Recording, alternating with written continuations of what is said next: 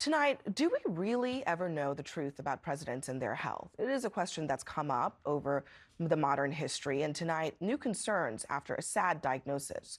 Joe Biden has revealed that he's battling an aggressive form of prostate cancer, and his successor is raising questions about how long Biden knew. I think it's very sad, actually.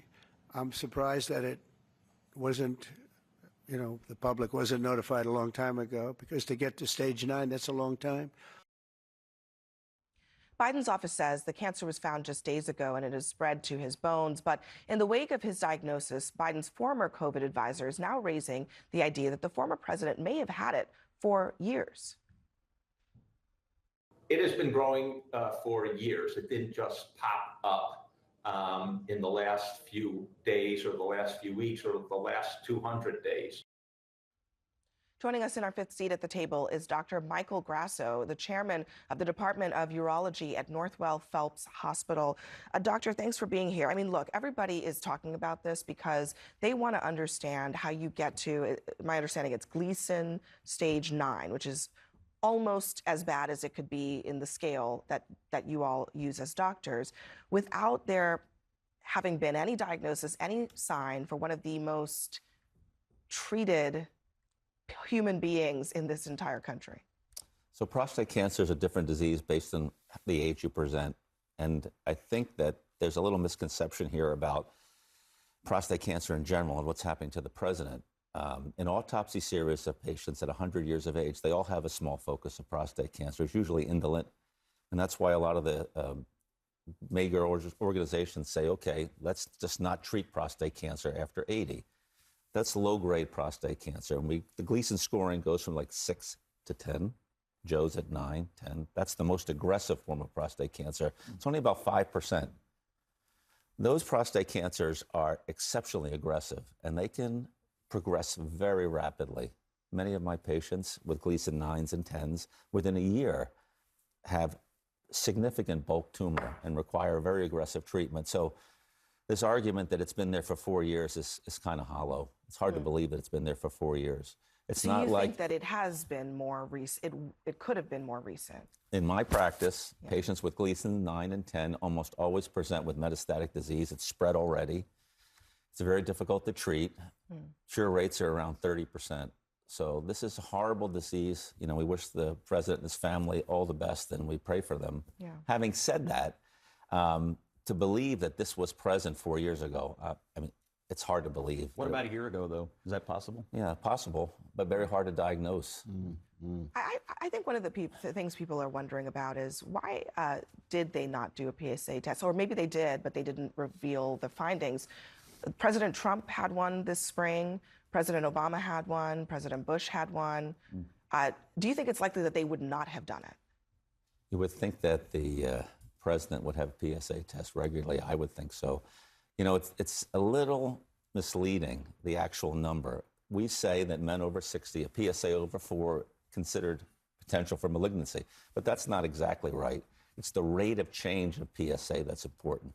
You can have a PSA of 0.8 and go to 3 in a year, and you may have high-grade prostate cancer, and you need to see a urologist. And I don't think primary care doctors and medical doctors really understand that. It's not the number, but the rate of change. So if Joe Biden had a PSA of 0.8, for example, a year ago, and then it went to 3, the primary care doctors, well, you're under 4, you're probably okay. No, you're not okay, actually. Well, and I think part of it is we don't know. But the problem here is... And you've been diagnosed also with prostate cancer. Absolutely. I was 48 years old. Yeah. I was told I only had a few months to live. And I said I was blessed to be invited to the banquet of life, to have an embarrassment of riches. But I'm still here. And that's just a mystery.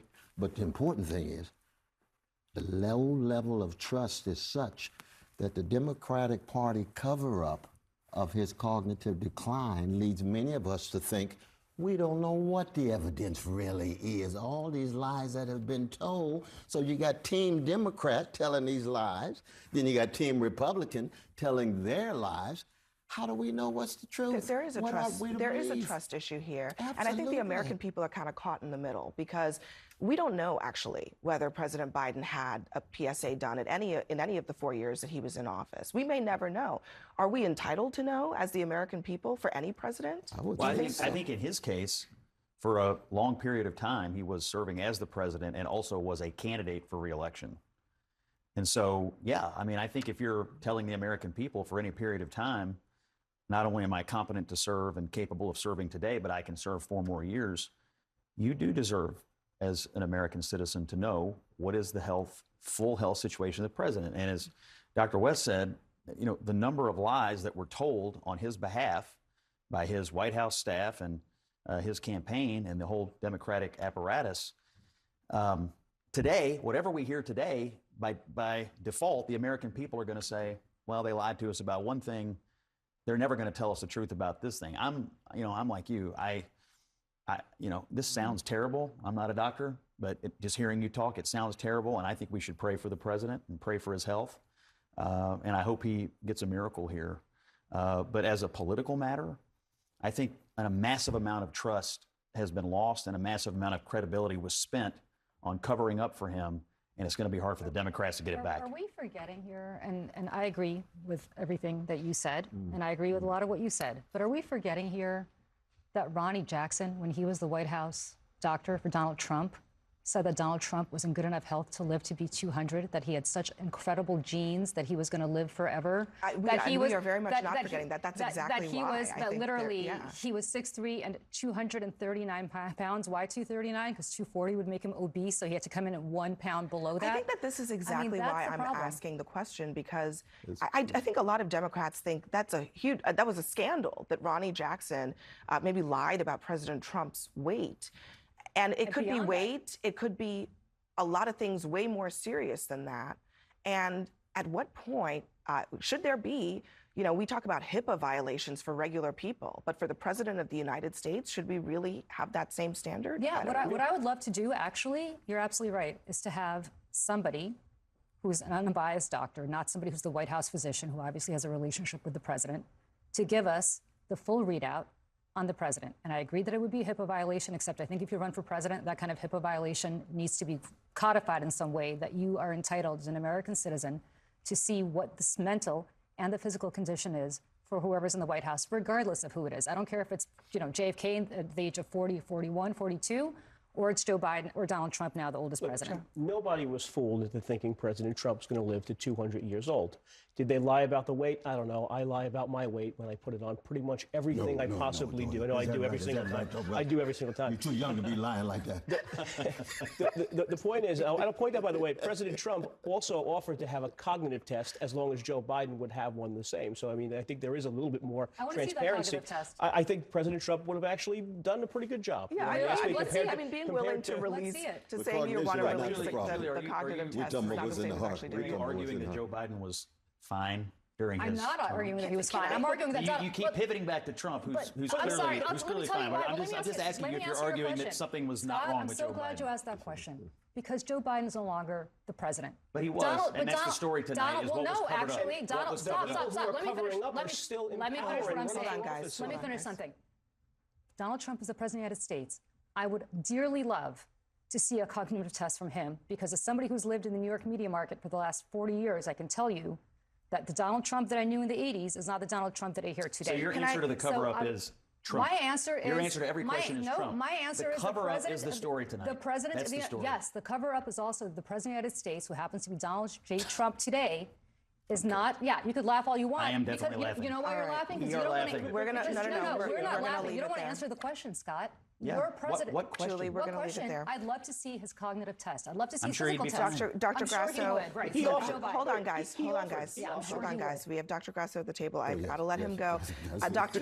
Grasso, look, actually, really quickly, what is President Biden going to expect over the next couple of months? All right, so real quick. Patients with high-grade prostate cancer and metastatic disease means the disease is in the bone here, and untreated, bones will break down.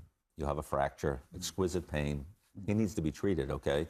Hormonal therapy is the first treatment, and that's blocking the male hormone testosterone. And so it's either injection or a tablet or a combination.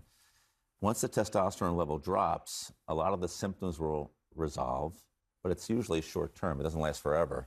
And with the highest grade prostate cancers today, it's a combination of hormonal therapy and chemotherapy. He's 82. You know, how's he going to tolerate chemotherapy? I don't know. This It's a is good going to question. be very difficult. Dr. Grasso, thank you very much for joining us. Very kind. Everyone else, stay with us. Coming up next, President Trump makes a big admission about his tariffs as he tries to bully companies telling the truth. We'll debate.